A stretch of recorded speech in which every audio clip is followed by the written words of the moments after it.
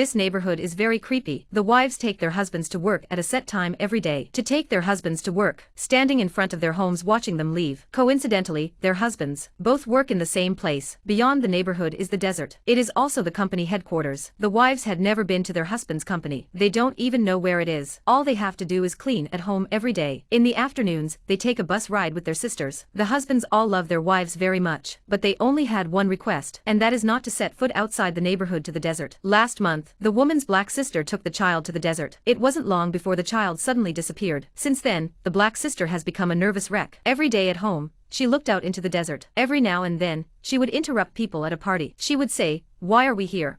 But every time her husband would force her to leave, everyone thought he had lost his child. "He's gone crazy." Didn't take the black sister's words to heart. That day the heroine, May, was riding around on the bus. Suddenly a plane flew overhead. It soon caught May's attention. The plane went out of control and crashed into the desert. May asked the driver to drive over to save her, but the driver said he couldn't go to the desert. She had no choice but to go alone. But she didn't find the plane. All she saw was a strange building, and this is where her husband works every day. Curious, May went forward. She put her hand on the glass, and a strange pattern stood out. Then she fainted. When he woke up again, he was at home. Her husband was cooking dinner. His wife asked him how he got home. The husband said he had come home from work. "I saw you sleeping." May was half convinced by her husband's story. The next day the husbands went to work as normal. May received a phone call from her black sister. She asked her if she had found a building in the desert. The black sister said the husbands were lying to us. It's a virtual world. All of us women are being lied to. After hearing this, May's confusion grew. He went to his black sister's house to find out the truth in person, but he saw that the black sister had committed suicide. May tried to check on her, but was stopped by the security guard. In the evening,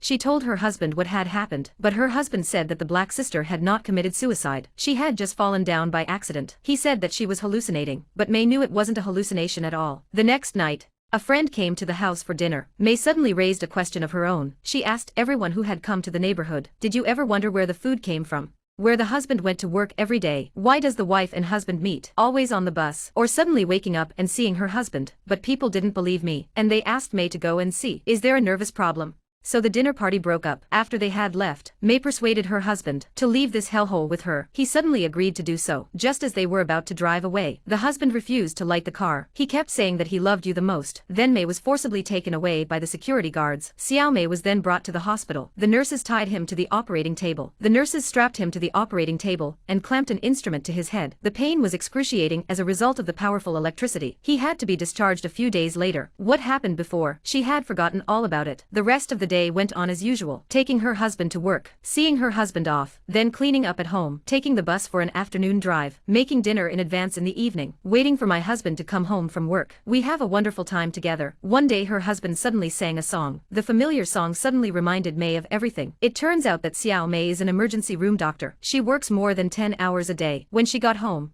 she wanted to wash up and go to bed, so she neglected her husband's feelings in order to let his wife spend more time with him. So he spent a lot of money. He found a VR virtual company, and Xiao Mei was the company's 899th client. They live in a VR virtual world. They don't have to worry about food or clothing. No worries about not having money to spend. Here the wife has only one thing to do, and that is to take care of her husband. The husband says to the right, the wife has to obey. And every day the husband says he's going to work, is actually going to the strange building, and then exits his virtual world back into the real world. When she found out the truth, May was very angry. She could never have imagined that her husband would do this to her in order to satisfy his own desire for possession, to restrict her freedom, keeping herself under control. She couldn't forgive her husband. After her husband found out that his wife knew the secret, begged May to forgive herself, saying that he did it just because he loves you so much. "I hope Xiao Mei can stay with me in the virtual world, to stay with him for the rest of his life." But Xiao Mei has her own ambitions. She doesn't want to stay here. The life here is not what she wants either. Xiao Mei threw a glass of water at her husband during an argument. She accidentally killed herself. She was seen by her best friend. She then told her friend the truth, but her best friend said she had known for a long time, but she didn't want to leave the house because this is exactly the kind of life she wanted. She told her friend to get out of here because Xiao Mei's husband died in the virtual world, then the real world died too, and when the VR company finds out about it, you won't be allowed to leave here. When she learns the truth,